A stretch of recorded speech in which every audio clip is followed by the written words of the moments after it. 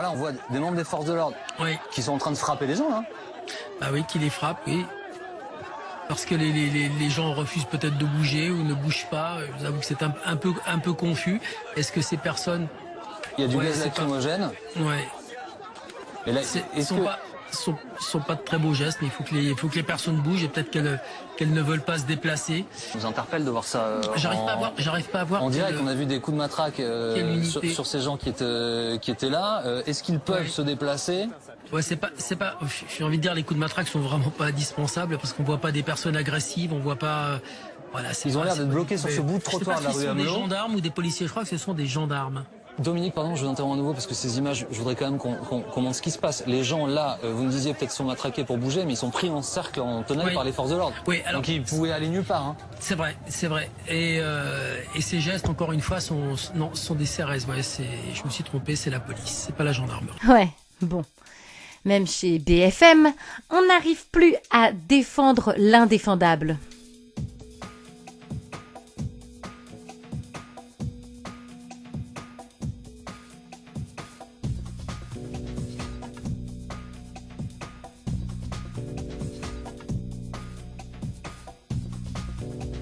Bon les gueux, on va se faire un petit récap de l'actu que nous n'avons pas pu aborder via ce 5e hors-série de l'indignation à géométrie variable. Bien sûr, entre le moment où nous enregistrons et celui de la diffusion, il pourrait y avoir des changements. Alors, si une info est erronée, elle sera rectifiée via un texte ou corrigée dans une prochaine vidéo.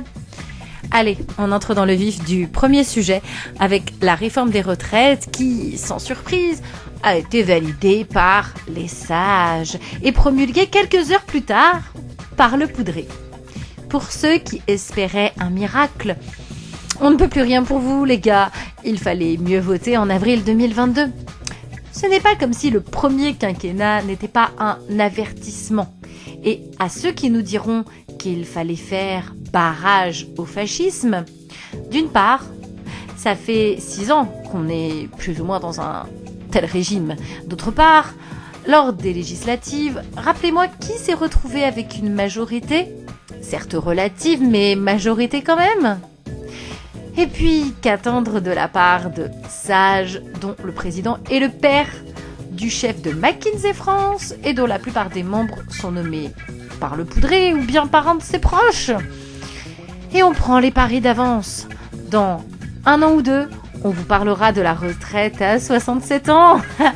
Attention, spoiler complotiste, ça va passer. Comment ? Eh bien, le poudré vous dira que soutenir l'Ukraine de Zelensky a coûté très cher et qu'il faudra à présent se sacrifier pour sauver les retraites.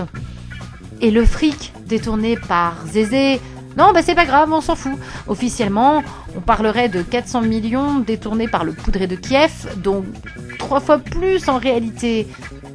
Encore une révélation totalement zinzin sur l'Ukraine, révélation qui nous vient de Seymour Hersh, ce grand journaliste d'investigation américain, l'un des plus connus à travers le monde. C'est lui qui avait révélé il y a quelques mois la nature de l'explosion de Nord Stream 2, c'est les gazoducs en Russie qui avaient pété sous l'eau. Alors on nous avait dit non, mais ça doit être un effet secondaire du Doliprane. Non, apparemment Seymour Hersh avait révélé que c'était plutôt les services secrets américains, une version rarement contredite jusqu'à présent. Et le 12 avril 2023, Seymour Hersh vient de refaire une énorme révélation.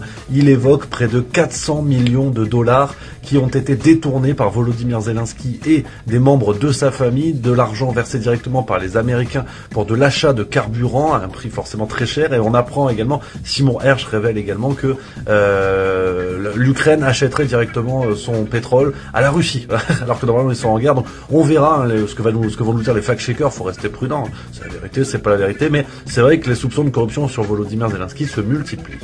Ça passe, comme d'hab. Et quand je vois qu'Édouard Philippe, aka le panda, et attendez, la personnalité préférée des Français, c'était pas Omar Sy ou Mimi Mati. Non, franchement, là, je me dis que le chaos n'est pas prêt de s'arrêter. Et ça passe. Lors du dernier Zingeo Talk, j'ai souffert le martyre en lisant le roman cochon de Marlène Schiappa.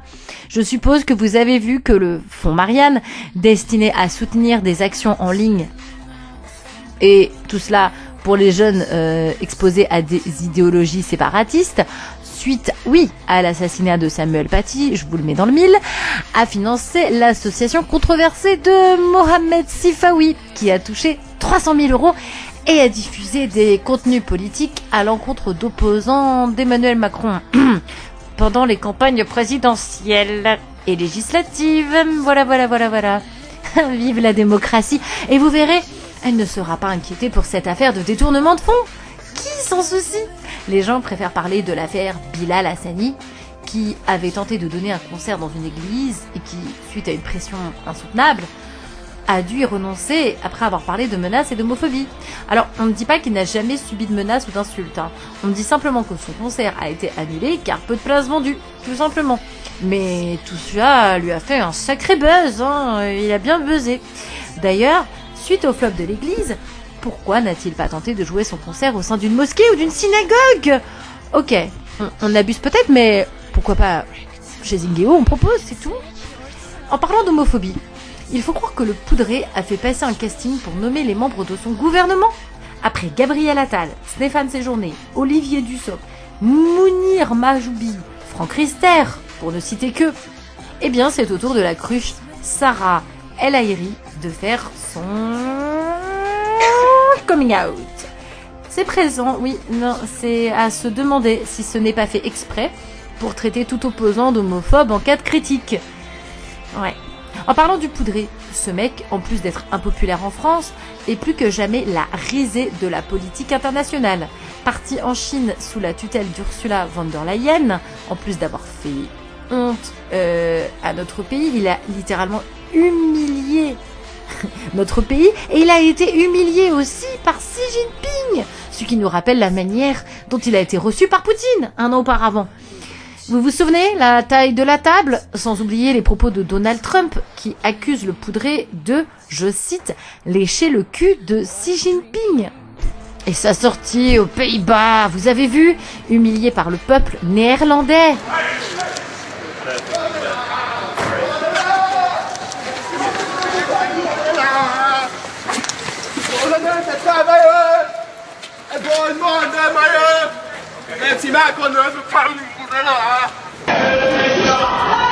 Sur le discours pris à partie, on a President on Violence and Hypocrisy. Alors, il est pris à partie par des gens.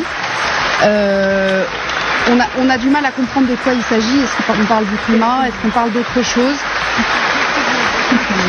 Voilà. Je suis dans cet auditorium de l'Institut Nexus. Peut-être Bastien Auger en sait-il un peu plus. Je vois qu'on en exfiltre. Voilà, ils sont en train d'être exfiltrés. Voilà, alors il y en a un qui a posé une première question que nous n'avons pas entendue. Il a dit je peux répondre éventuellement, mais pas tout de suite. Et ce qu'il y a de plus triste dans cette histoire, c'est que ce sont les étrangers qui sont plus virulents à son encontre que nous, les Français. Et pendant que le monde se moque du Poudré, le FMI a dévoilé la nouvelle monnaie Unicoin qui transformera les échanges commerciaux dans le monde entier. Un pas de plus pour l'agenda mondialiste. Mais bon, on s'en fout, car quand on a été assez teubé pour élire 2 fois de suite un psychopathe qui organise à présent une pénurie d'eau... Alors, écoutez bien. J'aimerais qu'on puisse qu'on sache un peu la qu'on sache qu'il y a une enquête parce que c'est la ressource vitale des Français. Nous sommes dans un pays où nous allons manquer d'eau. Le président de la République a fait un grand discours dans les Alpes la semaine dernière, vous vous souvenez, où il y a eu un discours qui a été conspué, donc pour dire que nous allons manquer d'eau. Donc nous allons envoyer l'équivalent de la consommation à Noël des Français au Moyen-Orient. Oui, 4 milliards, c'est ce qui est prévu pour être envoyé donc dans les Émirats. Bon, j'arrête. Je pensais que c'était une fake news. Et je viens de vérifier. Vous allez vérifier sur les sites sérieux. Eh bien oui, il semblerait que déjà on ait commencé à envoyer de l'eau au Moyen-Orient. C'est incroyable, incroyable. D'ailleurs, ces Playmobil ont toutes leurs chances de passer en 2027, hein. Et c'est bien ce que se dit Olivier Véran. Enfin, ça ce serait au cas où Édouard Philippe soit out. Oui, Olivier Véran se voit présidentiable. Ne rigolez pas. À tous ceux qui disent qu'il n'a aucune chance, rappelez-vous que ce type a remporté un siège de député lors des dernières législatives, malgré un bilan que nous connaissons tous. Mais trêve de digression, un dernier sujet. Histoire de bien ruiner votre journée, les amis. On a vu les images du Dalai Lama qui demande à un gamin de lui sucer la langue.